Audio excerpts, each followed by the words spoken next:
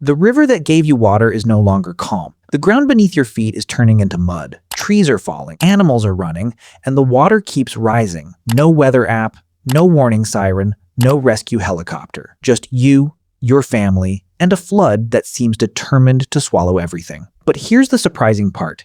Ancient humans faced floods long before cities, governments, or modern technology existed. And somehow, they survived. How did they know what to do when the water came? And what secret lessons did those floods teach that still affect the way we live today? To find the answer, we need to travel thousands of years into the past. For ancient humans, rivers were both a blessing and a danger. People settled near water because they needed it to drink, fish, and grow food. Rivers attracted animals, making hunting easier. They also provided natural travel routes, but living close to rivers came with a risk. Sometimes heavy rain fell for days, snow melted in distant mountains, storms arrived without warning. Then the river would suddenly grow larger. At first, the changes were small. The water moved faster, the banks became softer, small streams appeared where none existed before. But experienced people noticed these signs. Ancient humans spent their entire lives watching nature. Their survival depended on it. They paid attention to clouds, winds, bird behavior, and changes in animal movement. And sometimes, animals gave the first warning.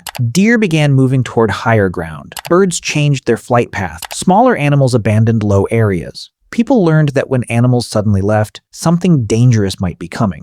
Yet even with warnings, floods could arrive with terrifying speed. A river could rise several feet in a matter of hours. When that happened, ancient humans had one goal: get to higher ground. They grabbed children, tools, food, and whatever supplies they could carry. Then they moved fast. Many groups already knew safe locations nearby. Hills, rocky cliffs, caves, and elevated ridges became emergency shelters. These places were often remembered and passed down through generations. Some communities may have chosen seasonal camps specifically because they offered escape routes during flooding. But reaching safety wasn't always easy. The rising water created new problems. Strong currents could separate families. Valuable tools could be lost forever. Food supplies could be swept away, and dangerous animals were often forced into the same safe areas as humans. Imagine climbing onto a rocky hill only to discover frightened snakes, wild boars, or predators seeking refuge there too. Survival became a competition for space. And then came an even bigger challenge: waiting. Floods could last days, sometimes longer. Ancient humans couldn't simply return home when the rain stopped. The water often remained long after the storm ended. During this time, food became extremely important. Many groups survived using stored food,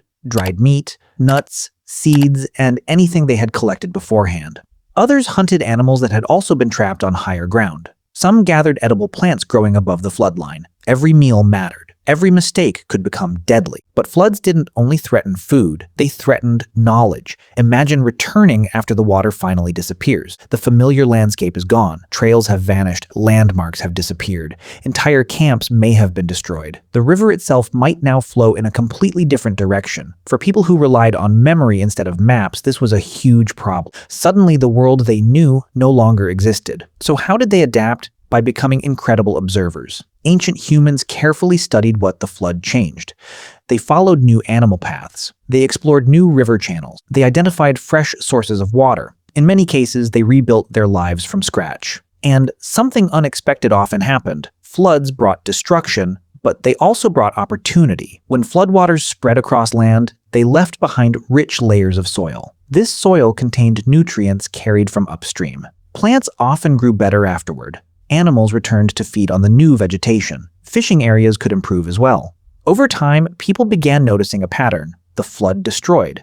Then, the land recovered, sometimes stronger than before. This discovery would eventually change human history. Thousands of years later, some of the world's earliest civilizations developed near rivers that flooded regularly. The Nile in Egypt, the Tigris and Euphrates in Mesopotamia, the Indus River in South Asia. People learned that floods could be both enemies and allies. But understanding this took generations of experience. And there was another fascinating consequence. Floods left such a powerful impression on ancient communities that stories about massive floods began appearing across cultures. Different civilizations told tales of great waters covering the land. Some stories described heroes building boats. Others spoke of entire worlds being washed away. These flood myths appeared in places separated by enormous distances. For a long time, people wondered why. Did they all remember the same event? Probably not.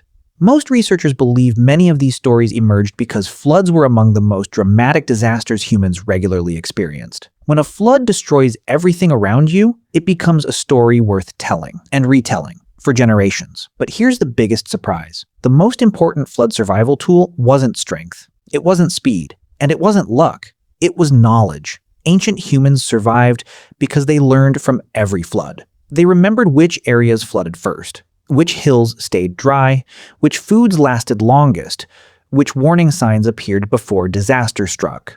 That knowledge was shared through families and communities. Each flood taught a lesson, and each lesson increased the chances of survival during the next one. In a way, every flood became a classroom. The people who paid attention survived. The people who remembered passed their knowledge forward. And over thousands of years, those lessons helped shape where humans settled, how communities developed, and eventually how civilizations were built.